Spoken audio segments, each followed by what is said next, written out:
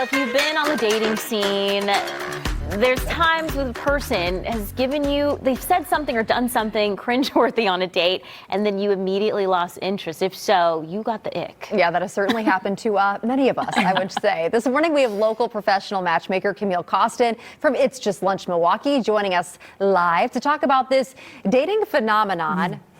And how you should handle it when you're in these kind of like awkward situations. Yeah, I mean, well, the ick, let's start there, right? Yeah, what is it? So the ick has been around in the dating world forever, but the term itself has grown in popularity over the past few years because of TikTok and dating reality shows. And it's basically that feeling of instant repulsion you get when your date does or says something that just really turns you off. You can go from initially liking the person to being totally grossed out. And it's a little tricky because there's really no rhyme or reason. It can be really anything. It could be the way they look or a sound they make when they're chewing or something they say to the waiter. Then, so the reason really just varies from person to person. Yeah, and I feel like more people are experiencing this now because so many folks are doing online dating. So the first time they go on a date, like I've heard this from my girlfriends, they'll be like, oh my gosh, I just couldn't stand the sound of his voice. Like I didn't know, because they had never heard Of course, you don't know exactly what they look like or what they sound like, or maybe there's misrepresentation and they don't even look like the photo and they show up and they're like, oh my God, this is not who I thought I was meeting. I'm immediately grossed out.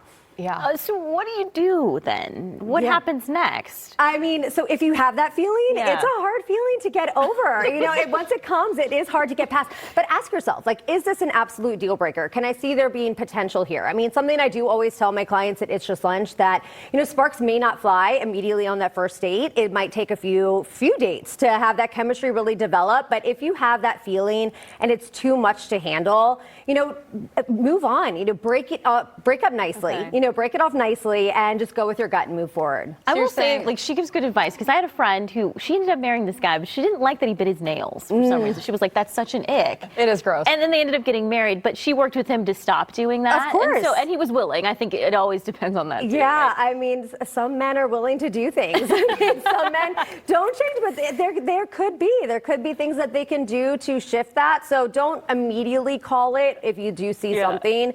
But like I said, ask yourself this question. See if you can get past it or not. Yeah, because everybody's got their quirks. And I guess like some things you're right. Like they may make you want to go to the bathroom and never come back.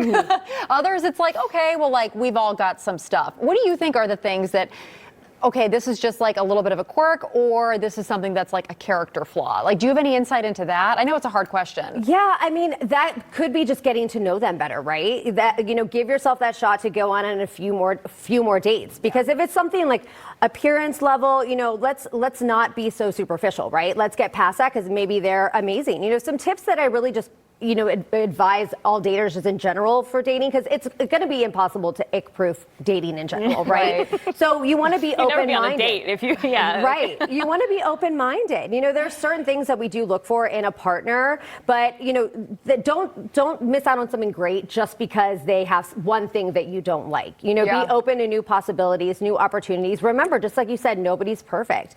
And also start appreciating the positive. Start looking for and appreciating the positive character traits that they have. Don't just hone in on that one thing that might be bad. Start looking, that makes you miss out on the 5 really great things that they have.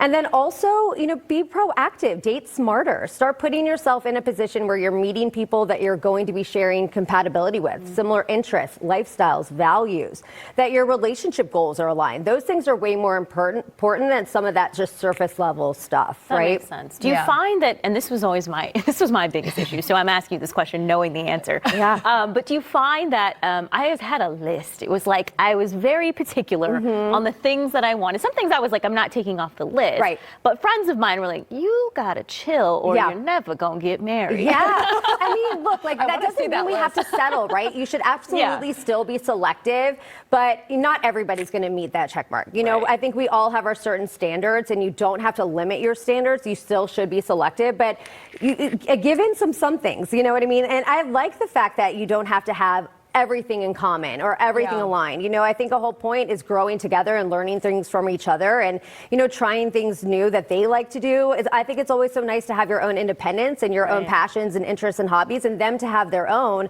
And y'all are going to be kind of blending that together and learning from each other. So, I mean, give yourself that chance. Yeah, keep an open mind, but like maybe not too open. Yeah. Right. You don't need to be settling, just letting anybody in. But, you know, if it's not a fit, you don't have to be mean either. We're not out here trying to tell everybody what their ick is, you know, like, you know, so just say, hey, it's not a fit for me. I wish you the very best. I think you're lovely. But, you know, do put yourself out there just to be meeting new people. So I'm so glad you raised this because I've also heard that, again, this is probably more common now with dating apps, that oftentimes when somebody will say, you know, like, I'm not really interested in seeing you again, the other person like is asking for feedback. They want to know, well, why? Is it ever a good idea to tell them why, like the real reason? I mean, I would say probably. Well, it depends on if you're going to cause somebody's like feelings to be hurt. Right, you're saying don't be cruel. Yeah, we don't need to be nasty. I would just say, look, like it's not a romantic fit for me. I think you're going to be a great fit for somebody else, but for me, it's just not a fit.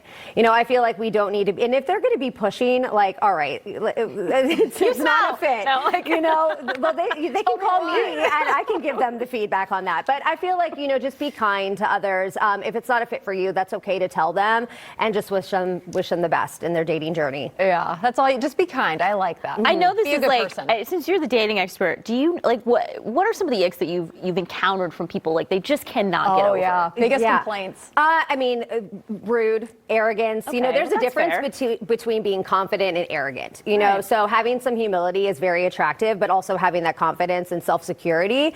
But you know, being rude to wait staff is a big one. If you're showing up to a date looking disheveled, remember, you know, a first date is really a first introduction and, you know, to the first time you're ever seeing somebody. So don't come looking like a slob, you know, with like untucked, and it just really, that could go for either gender, you know, so, or anybody really. Just come looking your best. But yeah, I would say rudeness and arrogance are a pretty common turn off. Yeah. And too, like I could see being too forward, I think, because then it's like you just don't feel respected. Oh, absolutely. Being respectful is a number, you know, a high up there, you know, and that communication, just respecting your partner and their boundaries.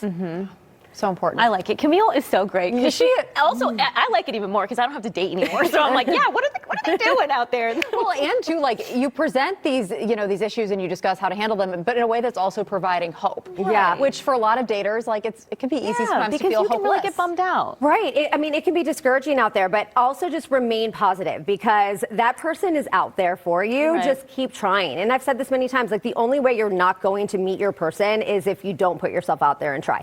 You might be running into icks. You might be running into people that are not a good fit for you, and that's okay. Sometimes you have to do that to be able to meet your person. Yeah, it's like what Mama Virginia always says, all it takes is one. Yeah. That's true. Hopefully. If you need help, Camille's got you. Okay, for real. Camille, thank you so much for joining us. Yeah, of course. We Thanks for having appreciate it. me.